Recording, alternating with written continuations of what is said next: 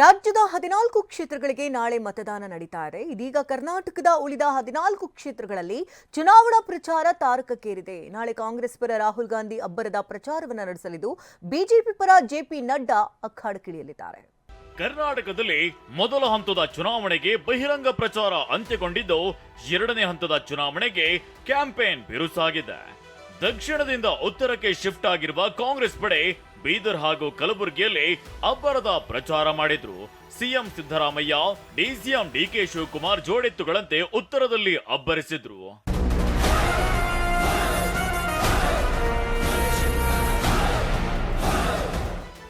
ಕಲಬುರಗಿಯಲ್ಲಿ ಬಿಜೆಪಿ ವಿರುದ್ಧ ಕಿಡಿಕಾರಿದ ಸಿಎಂ ಸಿದ್ದರಾಮಯ್ಯ, ಬಿಜೆಪಿಯವರೇ ನೀವು ಸುಳ್ಳು ಹೇಳೋದನ್ನ ಬೇಡಿ, ಜನರು ನಂಬೋದಿಲ್ಲ.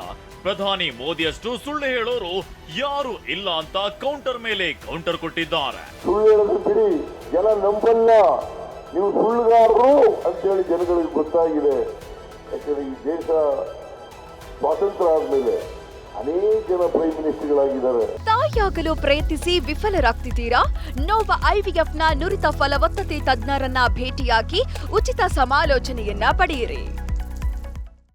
ಅವ್ರು ಯಾರು ಕೂಡ ಈ ನರೇಂದ್ರ ಮೋದಿಯಷ್ಟು ಸುಳ್ಳು ಹೇಳಲಿಲ್ಲ. ನಾಳೆ ಬಳ್ಳಾರಿಗೆ ಕೈ ನಾಯಕ ರಾಹುಲ್ ಗಾಂಧಿ ಆಗಮನ.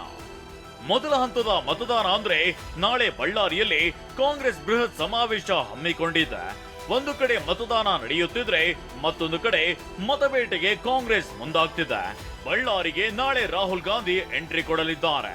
ಮುನ್ಸಿಪಲ್ ಕಾಲೇಜು ಆವರಣದಲ್ಲಿ ಸಮಾವೇಶ ನಡೆಯಲಿದ್ದು, ಸಕಲ ಸಿದ್ಧತೆ ಮಾಡಲಾಗಿದೆ. ಮಹಾಗಣಪತಿ ಪೂಜೆ ಮಾಡೋ ಮೂಲಕ ಕಾಂಗ್ರೆಸ್ ಮುಖಂಡರು ಭೂಮಿ ಪೂಜೆ ನೆರವೇರಿಸಿದ್ರು.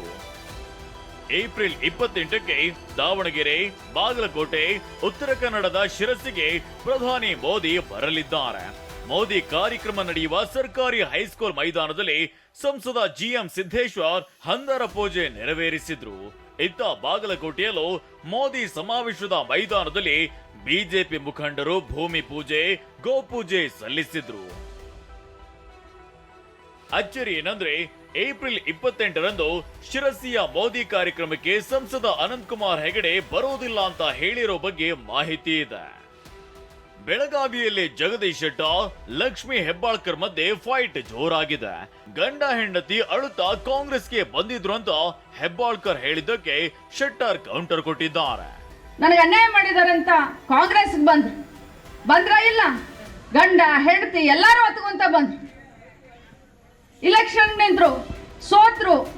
ಆದ್ರೆ ಕಾಂಗ್ರೆಸ್ ಪಕ್ಷ ಅವ್ರನ್ನ ಕೈ ಬಿಡ್ಲಿಲ್ಲ. ಅವ್ರನ್ನ ಸೋತ್ರು ಅಂತ ಹೇಳಿ ಅವ್ರನ್ನ ಮನೆಗೆ ಕುಂಡ್ರಿಸ್ಲಿಲ್ಲ. MLC ಮಾಡಿದ್ವಿ ಅವ್ರಿಗೆ. ನಾನು ಕಾಂಗ್ರೆಸ್ ಪಾರ್ಟಿ ರಾಜೀನಾಮೆ ಕೊಟ್ಟು ಬಂದ ಮೇಲೆ ಈ ಎಲ್ಲ ವಿಷಯ ಹೇಳ್ಬೇಕಾಗಿತ್ತಲ್ಲ, ಯಾಕೆ ಹೇಳಿಲ್ಲ? ನನಗೆ ಏನಾಗೈತೆ, ಈ ಚುನಾವಣಾ ಪ್ರಚಾರದಲ್ಲಿ ಎಷ್ಟು ಕೀಳುಮಟ್ಟಕ್ಕೆ ಅಪಪ್ರಚಾರ ನಡೀತದೆ. ಬಹುಶಃ ನನ್ನ ಲೈಫಲ್ಲಿ ಫಸ್ಟ್ ಟೈಮ್ ನಾನು ನೋಡ್ತಾ ಇದ್ದೆ. ಅದಕ್ಕೆ ಇಂಥ ಕೀಳುಮಟ್ಟದ ಅಪಪ್ರಚಾರಕ್ಕೆ ನಾನು ರಿಯಾಕ್ಟಾಗಿ ಕೊಡ್ತಿಲ್ಲ. ಅವತ್ತು ಏನಾಗೈತಿ ಏನನ್ನೋದು ಎಲ್ಲರಿಗೂ ಗೊತ್ತಿದೆ. ಶಿವಮೊಗ್ಗದಲ್ಲಿ BL ಸಂತೋಷ್ ಮಹಾಶಕ್ತಿ ಸಂಕಲ್ಪ ಸಭೆ ನಡೆಸಿದ್ರು. ಅತ್ತ ಭದ್ರಾವತಿಯಲ್ಲಿ ಅಣ್ಣಾಮಲೈ ಕೂಡ ಅಬ್ಬರದ ಪ್ರಚಾರ ಮಾಡಿದ್ರು. ಇಷ್ಟೆಲ್ಲ ಬೆಳವಣಿಗೆಗಳ ನಡುವೆ ಪಕ್ಷದಿಂದ ಉಚ್ಚಾಟನೆ ಮಾಡಿದ್ದಕ್ಕೆ ರಿಯಾಕ್ಷನ್ ಕೊಟ್ಟ ಈಶ್ವರಪ್ಪ, ನನ್ನ ಉಚ್ಚಾಟನೆ ಮಾಡಿದ್ದು ಒಳ್ಳೆಯದಾಯ್ತು ಅಂತ ಹೇಳಿದ್ದಾರೆ. ಮಾನ್ಯ ವಿಜೇಂದ್ರ ಅವರು ರಾಜ್ಯ ಅಧ್ಯಕ್ಷರು ಆದ ನಂತರ ಬಹಳ ಒಳ್ಳೆ ಕೆಲಸ ಮಾಡಿದ್ದು ನನಗೆ ಅಂತಂದರೆ, ಅವ್ರ ಜೀವನದಲ್ಲಿ ನೀವು ಇನ್ನೂ ಅಷ್ಟು ಒಳ್ಳೆ ಕೆಲಸ ಮಾಡ್ತಾರೋ ಇಲ್ಲ ಗೊತ್ತಿಲ್ಲ, ನನ್ನನ್ನು ಡಿಸ್ಮಿಸ್ ಮಾಡಿದ್ದು ಪಕ್ಷದಿಂದ. ರಾಜ್ಯದಲ್ಲಿ ದಕ್ಷಿಣದಲ್ಲಿ ಮತದಾನದ ಬಿರುಗಾಳಿ ಬೀಸೋಕೆ ಕೌಂಟ್ ಡೌನ್ ಶುರುವಾಗಿದ್ರೆ, ಉತ್ತರ ಮಲೆನಾಡು ಭಾಗದಲ್ಲಿ ಪ್ರಚಾರದ ಕಾವು ಜೋರಾಗಿಯೇ ಇದೆ. Bureau report, TV9.